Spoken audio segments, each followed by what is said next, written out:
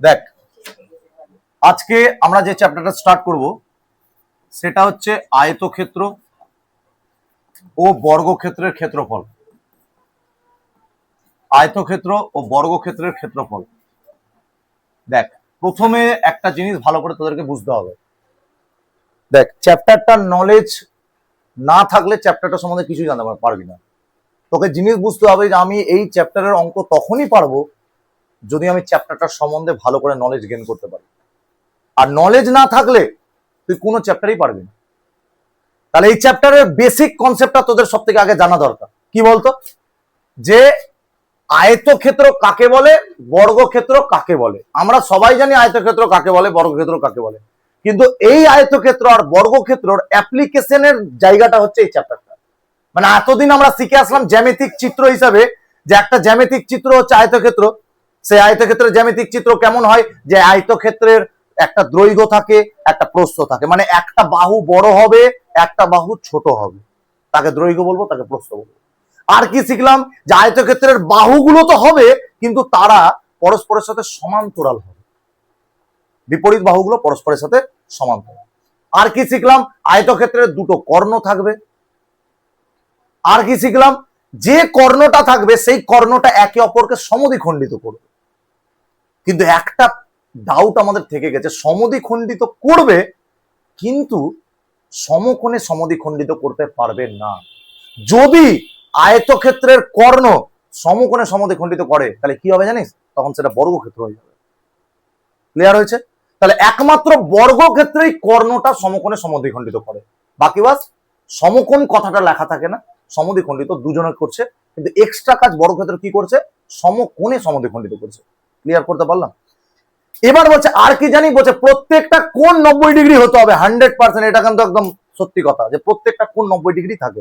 দৈর্ঘ্য আর প্রস্থের মধ্যেখানে কোণ কত থাকে, 90 ডিগ্রি। এইগুলো কনসেপ্ট আমরা খালি জেনেছিলাম, আর কিছু না। এবার আমরা অ্যাপ্লিকেশনটা করবো, যে আয়তক্ষেত্রের অ্যাপ্লিকেশনটা কি, সেটাই হচ্ছে এই চ্যাপ্টার। তাহলে এবার দেখ, এবার তোরা ভালো করে বুঝবি। আমি প্রথমে আয়তক্ষেত্রের একটা ছবি আঁকি।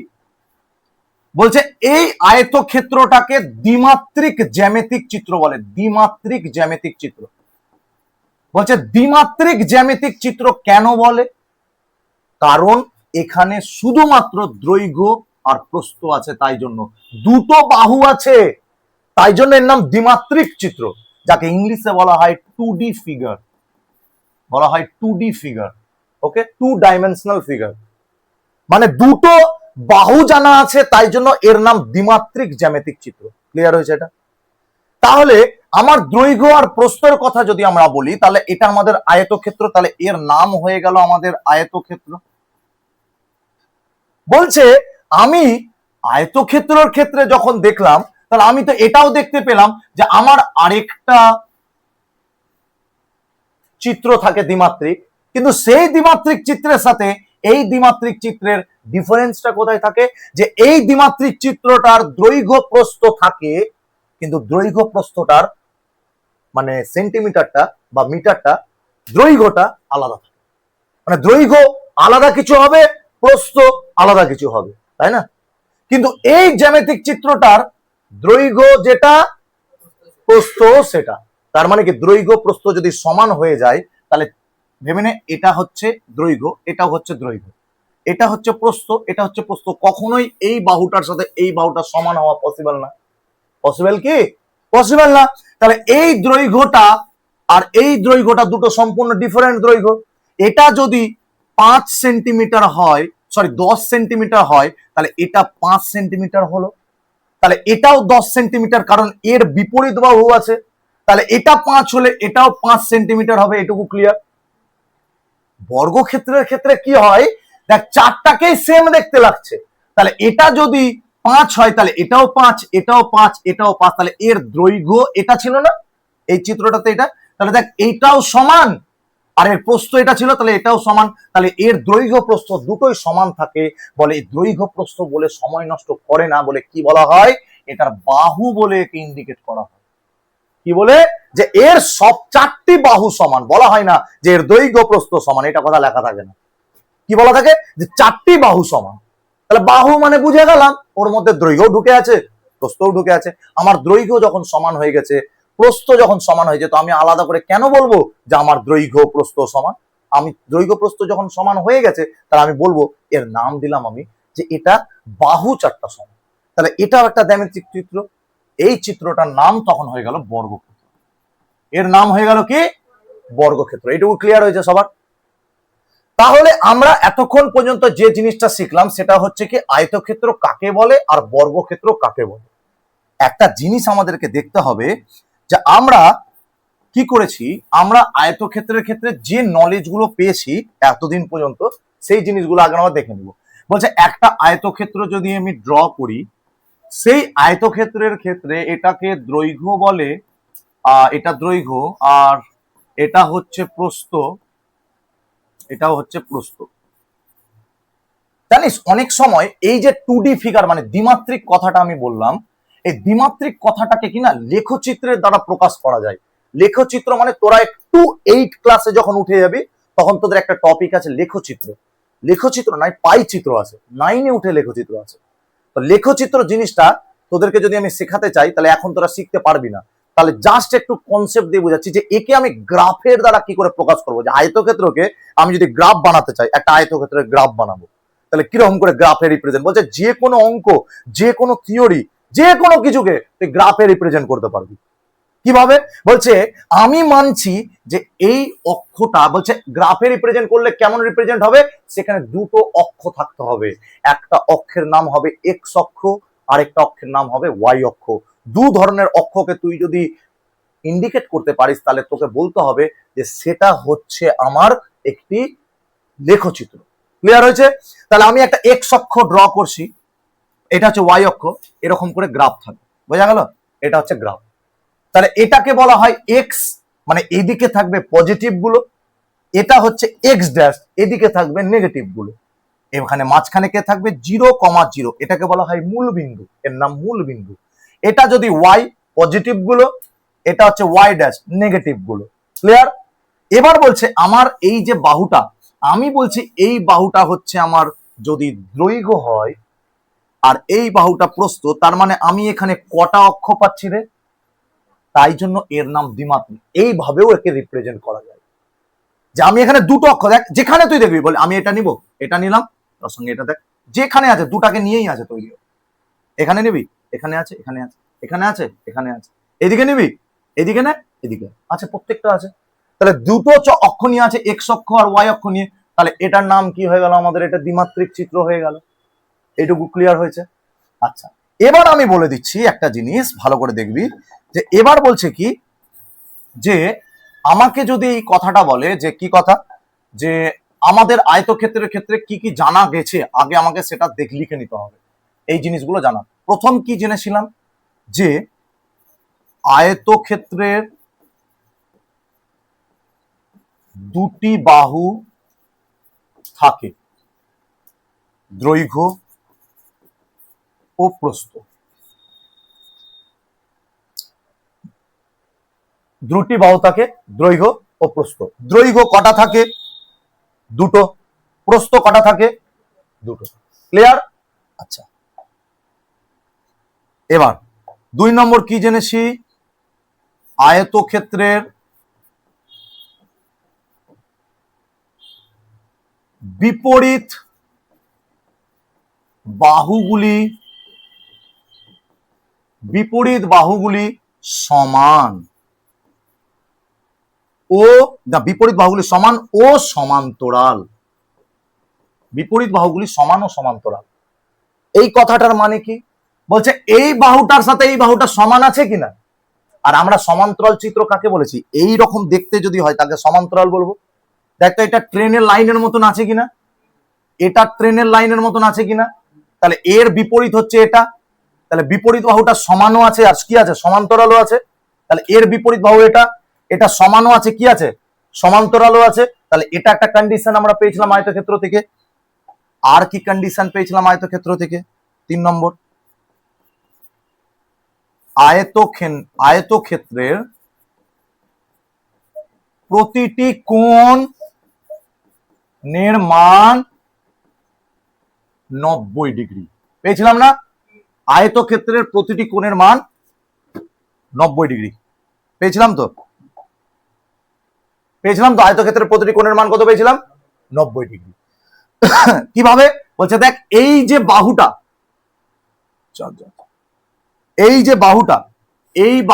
আর এই বাহুটা একে অপরের উপর লম্ব হয়ে আছে, তাহলে এই কোণটা কত ডিগ্রি হবে?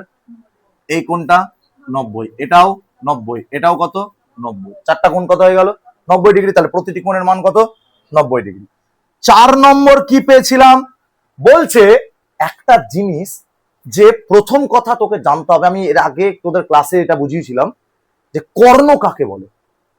জানি না কার কার মনে আছে কর্ণ কাকে বলে, তবে আমি কর্ণের কনসেপ্টটা আবার দিচ্ছি, ভালো করে বোঝার চেষ্টা কর। বলছে একটা আয়তক্ষেত্রের কর্ণ কাকে বলা হয়। বলছে আমি একটা কাজ করলাম, কাজটা হচ্ছে যে তুমি যদি শীর্ষবিন্দু থেকে অন্য একটা শীর্ষবিন্দুকে মেলাতে পারো যে রেখাংশের দ্বারা, কোন শীর্ষবিন্দু থেকে অন্য একটা শীর্ষবিন্দুকে মেলাতে পারো যে রেখাংশের দ্বারা, তাকে বলা হবে কর্ণ। একটা শীর্ষবিন্দুকে অন্য শীর্ষবিন্দুর সাথে মেলাতে পারো যে রেখাংশের দ্বারা, তাকে বলবো আমরা কর্ণ। এবার আমি তোকে এই প্রশ্নটা বলি, আমি বলছি এটা একটা আয়তক্ষেত্রের 4খানা শীর্ষবিন্দু, রাইট? ঠিক আছে, এটা 4টা শীর্ষবিন্দু। এবার আমি বলছি যে যদি 4টা শীর্ষবিন্দু থাকে, তাহলে তোরা আমাকে বল, তাহলে শীর্ষবিন্দুর সাথে শীর্ষবিন্দুকে মেলাতে হবে। আমি দেখছি এই শীর্ষবিন্দুর সাথে এই শীর্ষবিন্দুকে আমি মেলাবো, তাহলে মেলাতে গিয়ে দেখছি অলরেডি তো মিলে আছে দৈর্ঘ্য, তাহলে এটা কি নিতে পারবো না। আমি মনে করছি এই শীর্ষবিন্দুর সাথে এই শীর্ষবিন্দুকে মেলাবো, পারবো মেলাতে? পারলাম না। কেন? অলরেডি তো জুড়ে আছে, তাহলে সেটা কি হয়ে গেল প্রস্থ। আবার এটার সাথে এটা মিলাবো, সেটাও হয়ে গেল দৈর্ঘ্য, অলরেডি জুড়ে আছে। এটার সাথে এটা, সেটাও জুড়ে আছে, তাহলে বেঁচে কোনটা থাকলো?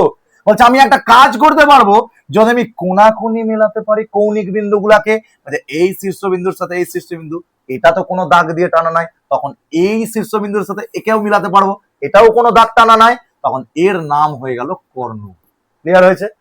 তখন এর নাম হয়ে গেল কর্ণ। তাহলে কর্ণ মানে হলো যে তুই একটা ঘরের মধ্যে কত বড় লাঠি রাখতে পারবি, একটা ঘরের মধ্যে যত বড় তুই লাঠি রাখতে পারবি, লাঠিটা তুই কোথা থেকে রাখতে পারবি তুই আমাকে বল দেখি।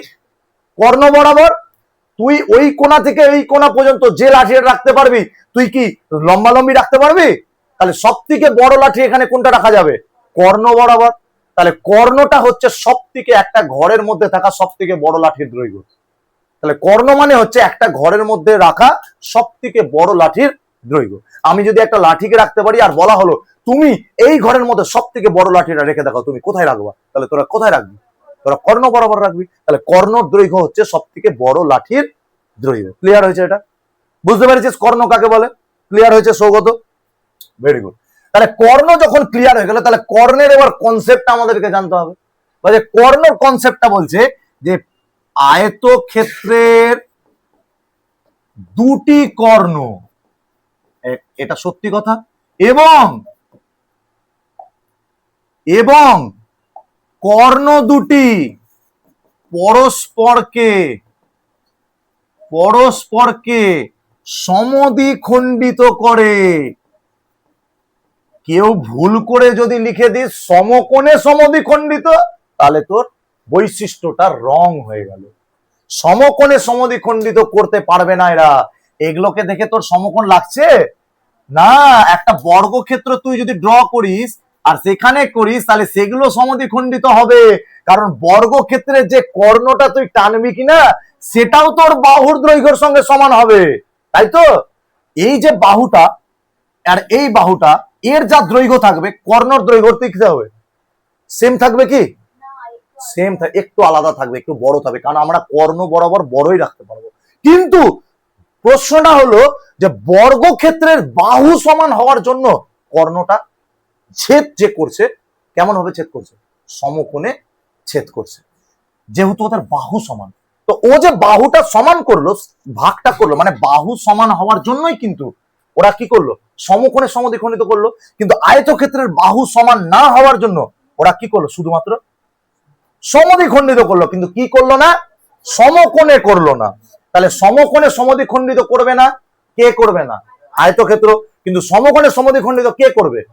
বর্গক্ষেত্র। বাকি মোটামুটি ক্লিয়ার হয়েছে।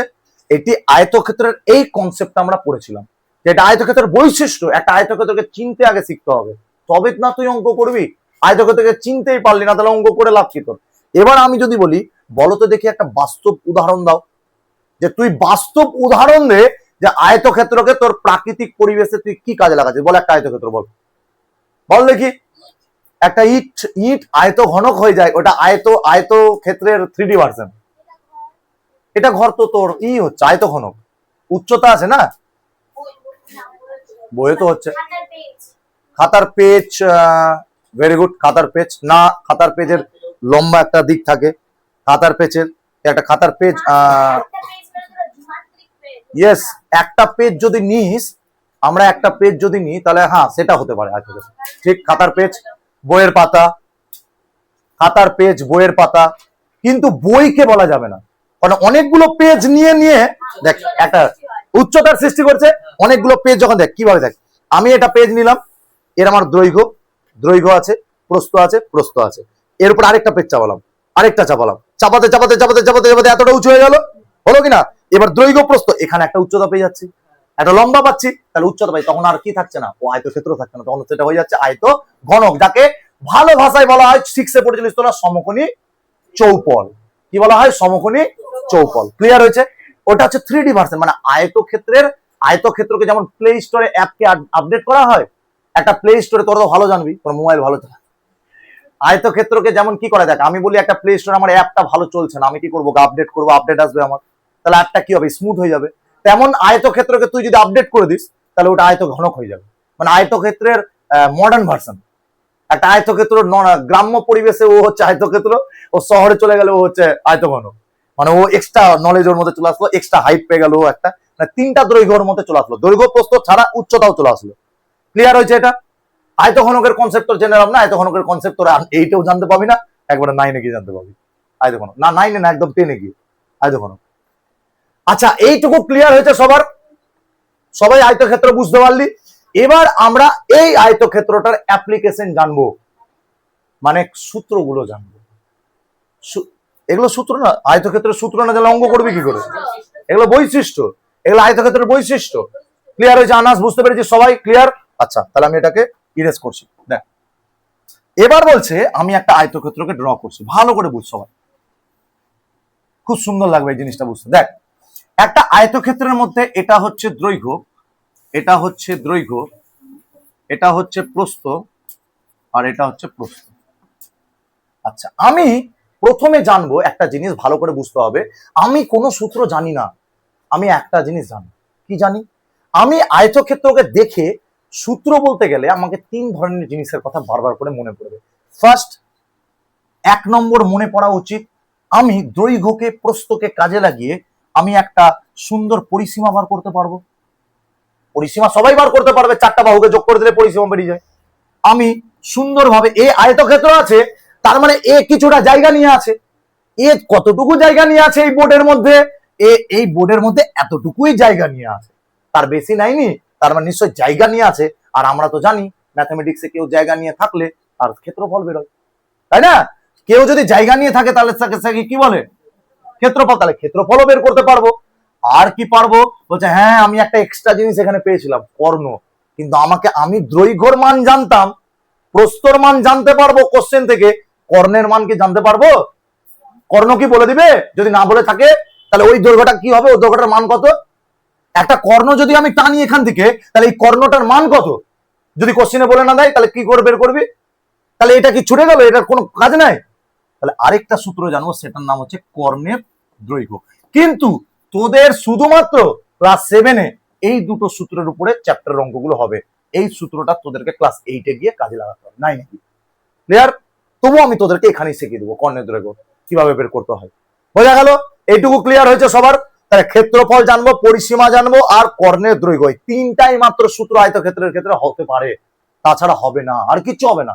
কারণ দৈর্ঘ্য আর প্রস্থকে নিয়ে আর তুই কত সূত্র বানাবি? যদি উচ্চতা থাকতো তাহলে ভাবা যেত, পার্শ্বতল হতো, সমগ্র তল হতো, অনেক কিছু হতো, আয়তন হতো, অনেক কিছু হতো। কিন্তু আমাদের যেহেতু আয়তক্ষেত্র আছে, তাই জন্য আমাদের সূত্র এই 3টেই হবে মাত্র, তাছাড়া হবে না।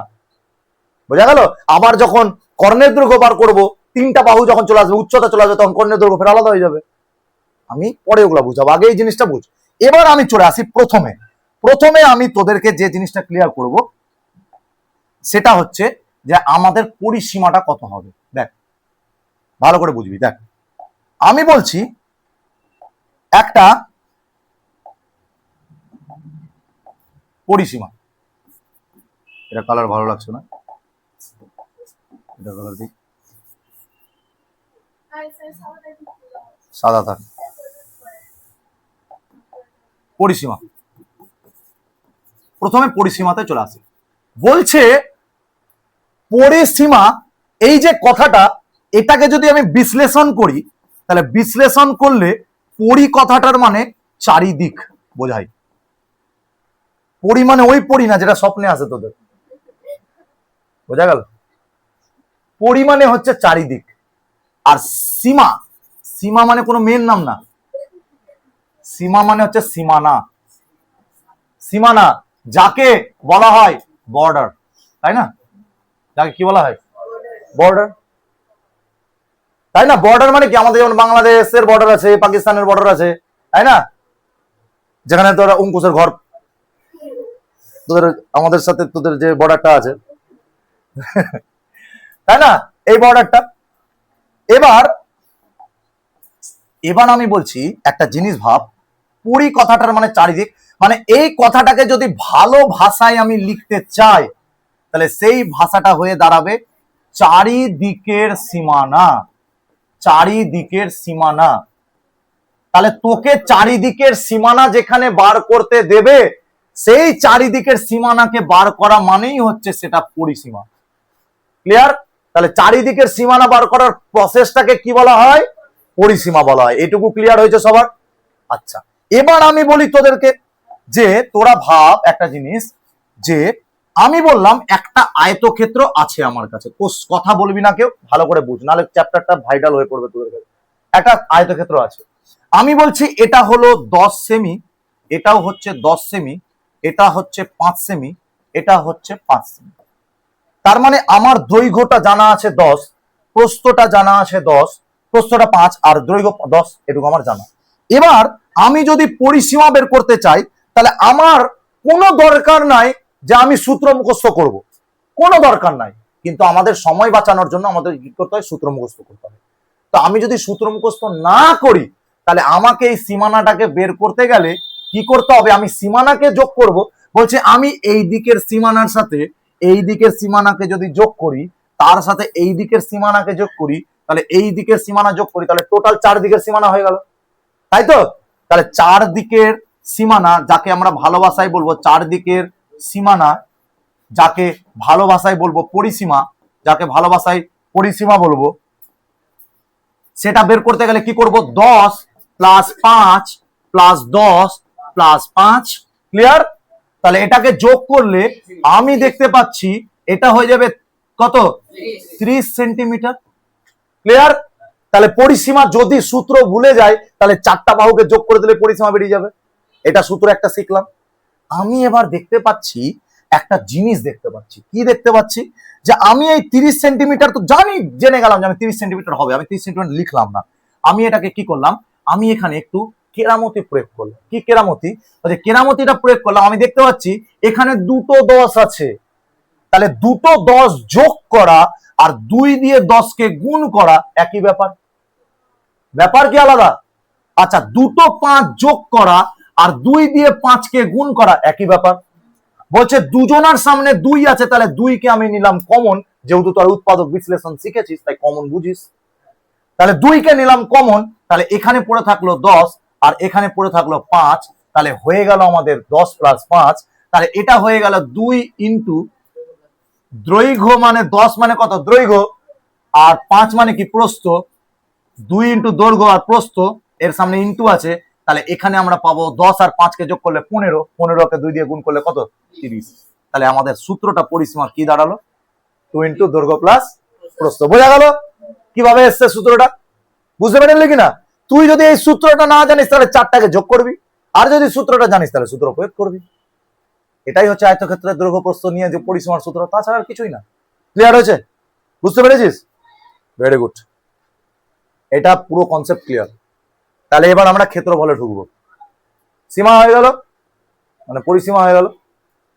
আচ্ছা, এবার এটা টুকেছি সবাই? আচ্ছা, দরকার নাই, বাদ দে, ঠিক আছে, ভিডিও দেখে আমারই লাভ হবে, টুকিস না। আচ্ছা ঠিক আছে, এবার আমরা ক্ষেত্রফল বের করবো। চল আমরা ক্ষেত্রফলে চলে আসি। বলছে এবার দেখ, আরো ইন্টারেস্টিং লাগবে। দেখ, একটা আয়তক্ষেত্র লিখলাম,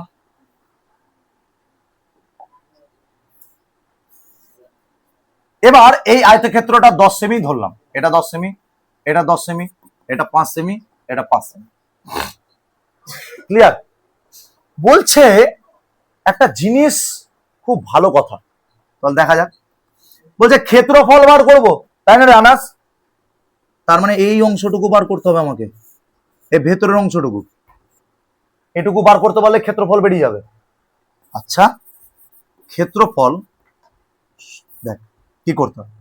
আমি মনে করছি একটা কথা, কি মনে করছি, আমি এখানে এটাকে আগে আপাতত ইরেজ করছি, করে দিলাম, করে দিয়ে এখানে আমি এটাকে এরকম করে। আচ্ছা, এবার দেখ, এবার ভালো করে দেখ,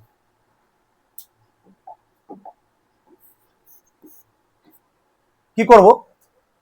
আমার মনে হচ্ছে আমি এই টোটাল দৈর্ঘ্যটাকে যদি কভার করতে পারি, তাহলে আমি কিন্তু ক্ষেত্রফল বার করতে পারবো।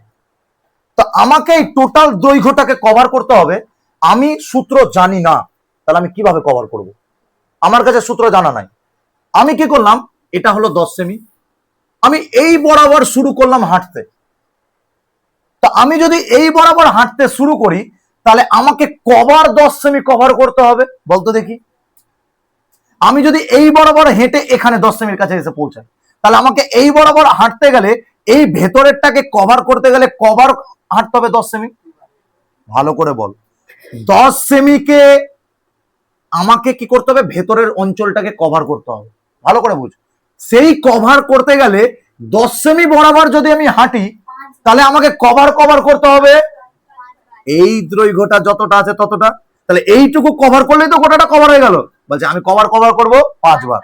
বলছে 1 বার, 2 বার, 3 বার, 4 বার, পৌঁছে গেলাম 5 বার। তাহলে কভার হলো, টোটালটা কভার হয়ে গেল। তাহলে 10 কে যদি তুই 5 বার যোগ করিস, ক্লিয়ার? তাহলে 1 2 3 4 5, তাহলে কত বেরোচ্ছে? 50। যেহেতু এটা সেমি সেমি স্কোয়ার বর্গ হয়, তাই জন্য এটা কি হয়, সেমি স্কোয়ার। 50 semi square. তাহলে আমাদের ক্ষেত্রফল বেরিয়ে গেল। ক্লিয়ার? এবার দেখ, আমি বলছি আমার ইচ্ছা করছে না 10 সেমি থেকে হাঁটার, আমি 5 সেমি থেকে হাঁটবো। তাহলে 5 সেমি থেকে হাঁটলে আমাকে টোটাল কভার করতে কবার হাঁটতে হবে? 1 2 3 4 5 6 7 8 9 10, পৌঁছে গেলাম। তাহলে আমি এখানে কি করব, আবার 5 কে কবার যোগ করব, 1 2 3 4 5 6 7 8 9 10 হয়ে গেল। তাহলে 10 বার যোগ করলে কত হবে রে? তাও 50 সেমি স্কোয়ার বেরাচ্ছে। তাহলে সূত্র যদি ভুলে যাই, তাহলে আমি এটা করব। ক্লিয়ার হয়েছে? এবার এবার প্রশ্নটা হচ্ছে, আমার এইটা থেকে আমি আসি 10 বার আমি যোগ, 5 বার আমি 10 কে যোগ করেছি, তাহলে 10 কে 5 বার যোগ করা আর 10 কে 5 দিয়ে গুণ করা একই ব্যাপার। তাহলে 10 মানে হলো দৈর্ঘ্য আর 5 মানে হলো প্রস্থ, এই জন্য দৈর্ঘ্য ইন্টু প্রস্থ হয় ক্ষেত্রফল। বোঝা গেল? এই জন্য দৈর্ঘ্য ইন্টু প্রস্থ, এই সূত্রটাই ভাবে এসছে। যে আমার এত বড় ক্যালকুলেশন করার থেকে আমার এই গুণ করা বেশি সহজ। তাহলে 10 কে 5 বার কেন যোগ করব, 10 কে 5 দিয়ে গুণ করে দিই, তাহলে একই ব্যাপার। তাহলে 5 দিয়ে গুণ করে, তাহলে 10 মানে দৈর্ঘ্য, প্রস্থ মানে, তাহলে আমাদের সূত্র কি বেরোলো, ক্ষেত্রফলের দৈর্ঘ্য গুণিত প্রস্থ। এটুকু ক্লিয়ার? এবার সেম ভাবে 5 কে 10 বার যোগ করা আর 5 কে 10 দিয়ে গুণ করা একই ব্যাপার। তাই জন্য তুই এটাকে প্রস্থ গুণিত দৈর্ঘ্য লিখতে পারিস, সেটাও কি হবে, ক্ষেত্রফল। ক্ষেত্রফল হয় দৈর্ঘ্য গুণিত প্রস্থ লিখ, তাহলে প্রস্থ। না হলে যদি সূত্র বলে যাস, তাহলে করবি যোগ। যদি এখানে 25 থাকে, তাহলে 25 বার যোগ করবি। যদি এখানে 100 থাকে, তাহলে 100 বার যোগ করবি। সূত্র ভুলে গেছিস, কি করবি? তোকে এই পদ্ধতি অবলম্বন করতে হবে। আর না সূত্র ভুললে তোরা ডাইরেক্ট সূত্রতে এটা তো বসিয়ে দে, হয়ে যাবে অ্যান্সার। তাহলে শিখলি আয়তক্ষেত্রের ক্ষেত্রফল কি করে বার করতে হয়, কাকে ক্ষেত্রফল বলা হয় সেটা শিখলি কিনা, এটু ক্লিয়ার হয়েছে কিনা, ক্ষেত্রফলের সূত্রটা, পরিসীমাও কি করে বেরোয় সেটাও শিখলি। এবার লাস্ট একটা সূত্র শিখবো, কর্ণের দৈর্ঘ্য। দেখ হয়ে গেছে, এটা ক্লিয়ার। আচ্ছা এবার দেখ কর্ণের দৈর্ঘ্য, এটা একটু ব্রিফ কনসেপ্ট আছে, এই কনসেপ্টটা তোদের একটু অড লাগবে, কারণ এই কনসেপ্টটা তোদের জানা নাই, তাই জন্য অড লাগবে। দেখ বলছে আয়তক্ষেত্রের কর্ণের দৈর্ঘ্য আমি বানাবো, ওকে। তো আয়তক্ষেত্রের কর্ণের দৈর্ঘ্য বার করার জন্য, এটা হলো কর্ণ, আমি একটা দৈর্ঘ্য বার করি, যেটা এইটার দৈর্ঘ্য হবে অপরটার তো ওইটাই হবে না, তাহলে একটারই শিখি। বলছে এটা হলো দৈর্ঘ্য, এটাও দৈর্ঘ্য, এটা প্রস্থ, আর এটা হলো প্রস্থ, ওকে। আচ্ছা এবার দেখ বলছে আয়তক্ষেত্রে যখন আমি কর্ণ টানলাম, তখন না আমি একটা কর্ণটা টানার পরে হঠাৎ করে দেখতে পাচ্ছি একটা ত্রিভুজ হয়ে গেল, হলো না। আমি কি করলাম, একটা কাজ করলাম, সে কাজটা হচ্ছে এই ত্রিভুজটাকে এখান থেকে আমি বার করে নিয়ে আসলাম, তাহলে এই দৈর্ঘ্যটা তুই যদি বার করতে পারিস তাহলে তোর অ্যান্সার। দেখ ওই দৈর্ঘ্যটার কর্ণ আসে না, তাহলে এই দৈর্ঘ্যটা বার করতে পারলে তখনই তোর অ্যান্সার। তাহলে এটা হয়ে গেছে প্রস্থ, আর এটা কি আছে, দৈর্ঘ্য। তাহলে এই দৈর্ঘ্যটা তোকে বার করতে হবে। বলছে এই দৈর্ঘ্যটা কি করে বার করে, যে এই দৈর্ঘ্যটা বার করার জন্য, এটা যেহেতু একটা সমকোণী ত্রিভুজ, যেহেতু একটা সমকোণী ত্রিভুজ, তাহলে এই সমকোণী ত্রিভুজের ক্ষেত্রে একজন গাণিতিক বিদ, গণিতবিদ পিথাগোরাস বলে একজন ছিলেন। সেই পিথাগোরাস একটি সূত্রের আবিষ্কার করেছিলেন, সেই সূত্রটা হচ্ছে অতিভুজ স্কোয়ার ইকুয়াল টু লম্ব স্কোয়ার প্লাস ভূমির স্কোয়ার, ওকে। এবার এই যে অতিভুজ, এটাকে বলা হয়, এই বাহুটার নাম হচ্ছে অতিভুজ, এই বাহুটার নাম হচ্ছে লম্ব, আর এই বাহুটার নাম হচ্ছে ভূমি। তা আমি বলছি অতিভুজ মানে সেটাই হচ্ছে কর্ণের দৈর্ঘ্য, অতিভুজ মানেই তো কর্ণের দৈর্ঘ্য। তাহলে কর্ণের দৈর্ঘ্য কি আমি এটা লিখতে পারি, কর্ণের দৈর্ঘ্য তার স্কোয়ার লিখতে পারি, অতিভুজের স্কোয়ার লিখলাম, তাহলে কর্ণের দৈর্ঘ্যের স্কোয়ার, আর অতিভুজের আরেক নাম তো কর্ণের দৈর্ঘ্য। আচ্ছা লম্বর জায়গায় কি আমি লিখতে পারি প্রস্থের স্কোয়ার, লিখতে পারি। আচ্ছা ভূমির জায়গায় লিখতে পারি দৈর্ঘ্যের স্কোয়ার, পারি তো। আচ্ছা এবার বলছে একটা নিয়ম বলে গণিতে, যে স্কোয়ারকে যদি ওদিকে পাঠানো যায়, আমার চাই কার, কর্ণের দৈর্ঘ্য চাই, আমার কার চাই, কর্ণের দৈর্ঘ্য। তাহলে এই যে স্কোয়ার নামক আগাছাটা আছে, এই আগাছাকে সরাবো, তাহলে এইদিকে গেলে এটা কি হয়ে যায়, রুট হয়ে যায়। তাহলে রুট হলে কার মাথায় বসবে, দুজনের, তাহলে দুজনের মাথায় দেখতে খারাপ লাগছে, দৈর্ঘ্যকে আগে লিখ, তাহলে দৈর্ঘ্যর স্কোয়ার প্লাস প্রস্থর স্কোয়ার, এটাই হচ্ছে কর্ণের দৈর্ঘ্য বের করার সূত্র। তাহলে কর্ণের দৈর্ঘ্য বের করার সূত্র কি, দৈর্ঘ্যর স্কোয়ার প্লাস প্রস্থের স্কোয়ার, ক্লিয়ার হয়েছে। তাহলে আমাকে যদি ছিল, এখানে আমাদের দৈর্ঘ্য কত ছিল বাবু, 10, আর প্রস্থ কত ছিল 5, তাহলে আমি বলি 10 আর 5, তাহলে 10 এর স্কোয়ার কত 100, 5 এর স্কোয়ার কত 25, যোগ করলে কত হবে 125। তাহলে এই যে 125 হলো, তাহলে 125 যদি হয়ে থাকে, তাহলে 125 কে যদি রুট করি, তাহলে 125 এর নামটা পর কত দিয়ে যাবে, 5 দিয়ে কাট, কত দিয়ে 5 ইন্টু 5 4 20, 5 5 25, 25 পেলাম, আবার 5, আবার 5, কটা 5 আছে, তাহলে জোড়া বেরোবে, কটা ভেতরে থাকবে একটা, এত কত বেরোলো, এত সেমি, এত কি বেরোলো সেমি। তাহলে কর্ণের দৈর্ঘ্যটা কত হলো, আয়তক্ষেত্রে যেটা এঁকেছিলাম তার কর্ণের দৈর্ঘ্যটা কত বেরোলো, 5√5, ক্লিয়ার। কিভাবে কর্ণ দৈর্ঘ্য বের করে সূত্র, সূত্র তাহলে কি, রুট ওভার দৈর্ঘ্য স্কোয়ার প্লাস প্রস্থ স্কোয়ার। এইটুকু ক্লিয়ার হয়েছে সবার, সবাই বুঝতে পারলি আয়তক্ষেত্রের কনসেপ্ট, ঠিক লাগলো, সবার ক্লিয়ার হয়ে গেল। এবার অঙ্ক করে দেখিস, দেখিস পারছিস, অ্যাপ্লাই করে দেখ অঙ্ক করে। আমি জানি কোন অঙ্কগুলাতে আটকাবি, বলবো তোদের সব থেকে বেশি বোর লাগবে ওই অঙ্কগুলা, যখন একটা আয়তক্ষেত্রের মধ্যে আরেকটা আয়তক্ষেত্রের ছবি চলে আসছে, ওই অঙ্কগুলোতে তোর অসুবিধা লাগবে। আমি ওই অঙ্কগুলো বুঝতে পারি, রাস্তার দৈর্ঘ্য, রাস্তার ক্ষেত্রফল, রাস্তা বাদে ক্ষেত্রফল, রাস্তা সহ ক্ষেত্রফল, সারির জোর বানালাম, জোর ক্ষেত্রফল, সারি ছাড়া ক্ষেত্রফল, জোর ছাড়া ক্ষেত্রফল, এই জায়গাটাই তোদের অসুবিধা হবে। নেক্সট দিন আমরা যখন অঙ্ক করবো এই টপিক গুলো ক্লিয়ার হবে। আজকে কনসেপ্টের ক্লাস ক্লিয়ার হলো।